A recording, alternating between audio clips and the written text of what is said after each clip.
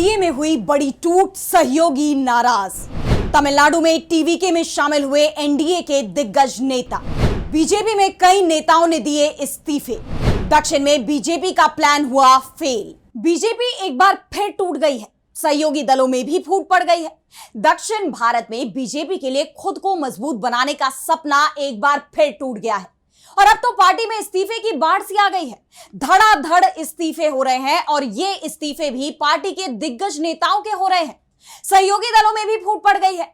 विधायक भी पाला बदल रहे हैं और सबसे बड़ी बात तो यह है कि सहयोगी दल भी अब बीजेपी से दूरी बनाने लगे हैं और दूसरी तरफ इंडिया गठबंधन लगातार मजबूत हो रहा है। एनडीए से दूर जा रहे दल और उनके नेता इंडिया का दरवाजा खटखटा रहे हैं। यानी बीजेपी के लिए अब खुद को दक्षिण भारत में बचाए रखने की चुनौती और ज्यादा मुश्किल होती जा रही है और इसी को लेकर आज हम अपनी स्पेशल रिपोर्ट में करेंगे बात। नमस्कार, मैं आराधना। तो शुरू करते हैं हमारी एक खास रिपोर्ट और बात करते हैं कि कैसे दक्षिण भारत में बीजेपी को लगातार झटके लग रहे हैं।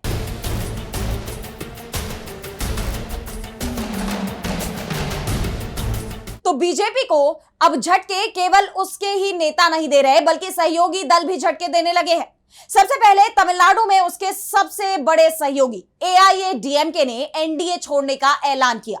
उसके बाद आंध्र प्रदेश में चंद्रबाबू नायडू ने बीजेपी को राज्यसभा सीट देने से आखिरी वक्त में मना कर दिया और इसके बाद खबर आई कि तमिलनाडु में बीजेपी के पूर्व प्रदेश अध्यक्ष के अन्नामलाई ने बीजेपी छोड़ दी है और अब बीजेपी के कई दिग्गजों के इस्तीफे की खबर सामने आ रही है। ऐसे में सवाल ये उठ रहे हैं कि आखिर बीजेपी से उसके नेताओं का इस तरह से मोहभंग क्यों हो रहा है। तो तमिलनाडु बीजेपी में बड़ी फूट पड़ गई है। के अन्नामलाई के इस्तीफे के बाद अब बीजेपी में इस्तीफों का दौर शुरू हो गया है। बीजेपी की तमिलनाडु इकाई के उपाध्यक्ष करुणा नागराजन ने कहा है कि वो पार्टी छोड़कर के अन्नामलाई का समर्थन करेंगे। उन्होंने कहा कि मैंने अपने समर्थकों के साथ बीजेपी की प्राथमिक सदस्यता से इस्तीफा देने का फैसला कर लिया है। कारू नागराजन के बाद तमिलनाडु की बीजेपी युवा मोर्चा इकाई के कानूनी संयोजक अभिलाष गोपीनाथ ने भी पार्टी से इस्तीफा दे दिया। उन्होंने कहा कि बीजेपी में मैं अन्नामलाई के चलते आया था और अब वो पार्टी के बाहर हैं तो मैं भी उनके साथ जा रहा हूं। इसके बाद तमिलनाडु बीजेपी की एक प्रमुख महिला चेहरा और राज्य सचिव सुमति वेंकटेशन ने भी इस्तीफे का ऐलान कर दिया। कारू नागराजन और सुमति वेंकटेशन के अलावा राज्य महासचिव एपी मुरुगनंदम और राज्य सचिव अश्वत्थामन और अमर प्रसाद रेड्डी जैसे अन्य प्रमुख नेता भी अन्नामलाई को अपना समर्थन दे सकते हैं। आपको याद होगा जब के अन्नामलाई ने बीजेपी छोड़ने का ऐलान किया तब राज्य बीजेपी अध्यक्ष नयनार नागेंद्रन ने कहा था कि अन्नामलाई के इस्तीफे का कोई प्रभाव नहीं पड़ेगा, बीजेपी जस से तस बनी रहेगी। लेकिन जिस तरह अब बीजेपी के अंदर इस्तीफे हो रहे हैं उससे साफ दिखाई दे रहा है कि बीजेपी में भी घबराहट आ गई है। एक तरफ बीजेपी में फूट पड़ गई है, इस फूट को अन्नामलाई ने और बढ़ा दिया है क्योंकि उनसे जुड़ने वाले लोगों की संख्या तेजी से बढ़ती जा रही है और जो लोग अन्नामलाई के साथ जा रहे हैं उसमें बड़ी संख्या बीजेपी समर्थकों की ही बताई जा रही है। यानी बीजेपी के नेता और कार्यकर्ता दोनों ही पाला बदल रहे हैं और इसका असर अब दिखाई भी देने लगा है। वहीं दूसरी तरफ इंडिया गठबंधन मजबूत होता दिखाई दे रहा है। एआईएडीएमके के जिन 4 विधायकों ने पार्टी से इस्तीफा दिया था अब वो इंडिया गठबंधन में शामिल हो गए हैं। अब अगर हम इन नेताओं की बात करें तो एआईएडीएमके के 4 पूर्व मंत्री और पूर्व विधायक टीवीके में शामिल हो गए हैं। टीवीके में शामिल होने वाले नेताओं में उडुमलाई के राधाकृष्णन, एमसी संपत, कदम्बूर सी राजू और एनआर शिवपति शामिल हैं।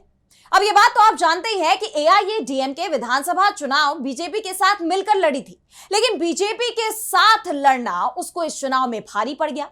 पार्टी तीसरे नंबर पर पहुंच गई। चुनाव नतीजे आने के बाद पार्टी के नेताओं ने अपनी हार के लिए बीजेपी के गठबंधन को जिम्मेदार ठहराया था।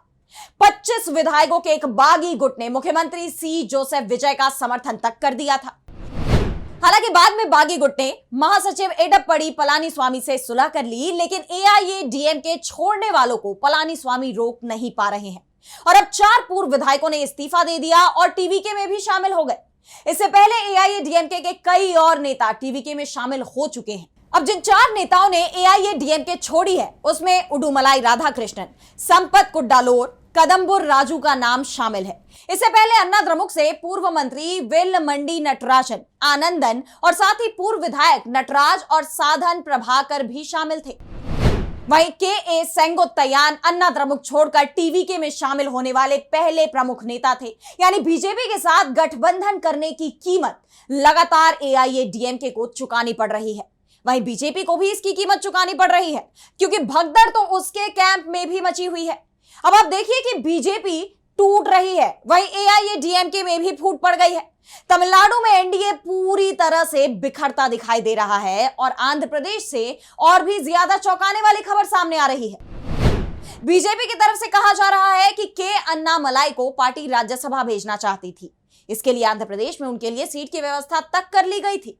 लेकिन बाद में पता चलता है कि अन्नामलाई से बीजेपी जो वादा कर रही थी वो तो पूरी तरह से झूठा वादा था, क्योंकि आंध्र प्रदेश में बीजेपी ने राज्यसभा चुनाव के लिए अपना उम्मीदवार उतारा ही नहीं है।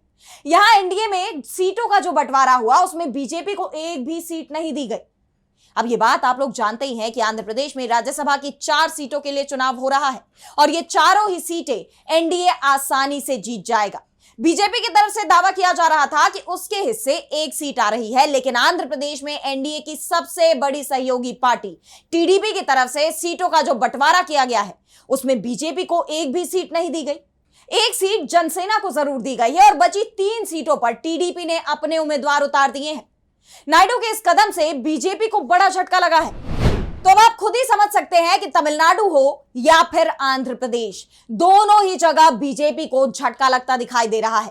केरल में तो पार्टी पहले से ही शून्य नजर आ रही है। वहीं कर्नाटक में बीजेपी के नेता भी ये बात मान रहे हैं कि कांग्रेस ने विधानसभा चुनाव से 2 साल पहले सीएम बदलकर उसकी मुश्किलों को और बढ़ा दिया है। और तेलंगाना में बीजेपी लगातार कमजोर पड़ती दिखाई दे रही है। खुद पीएम मोदी ये बात मान रहे हैं कि तेलंगाना बीजेपी के लिए बहुत कठिन राज्य है और इसीलिए उन्होंने खुले मंच से ही तेलंगाना के सीएम रेवंत रेड्डी को साथ आने का न्योता तक दे दिया था। यानी खुद पीएम मोदी ये मान रहे हैं कि तेलंगाना में बीजेपी के लिए जीत बेहद मुश्किल है। यानी पूरे दक्षिण भारत में बीजेपी या तो कमजोर दिखाई दे रही है या कमजोर पड़ती जा रही है।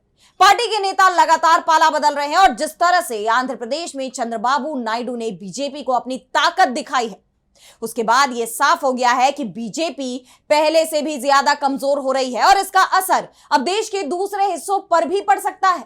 वैसे भी राहुल गांधी पहले ही ऐलान कर चुके हैं कि मोदी सरकार 1 साल से ज्यादा वक्त तक नहीं रह पाएगी और अब उसके जाने का वक्त आ चुका है। इस वक्त जिस तरह से सरकार के खिलाफ लोगों का गुस्सा दिखाई दे रहा है, जिस तरह से चुनावों के बाद बीजेपी कमजोर पड़ती दिख रही है, उसके बाद यह तय माना जा रहा है कि जल्दी ही बीजेपी में बड़ी भगदड़ मच सकती है। तो कैसी लगी आपको रिपोर्ट हमें कमेंट सेक्शन में बताइए। लेकिन आज हमारी स्पेशल रिपोर्ट में बस इतना ही। अगर आपको रिपोर्ट पसंद आई तो वीडियो को लाइक करना ना भूलें और चैनल को सब्सक्राइब कर ले। इसी के साथ मुझे दीजिए इजाजत और देश दुनिया की तमाम बड़ी खबरों के लिए आप देखते रहिए डीबी लाइव। नमस्कार।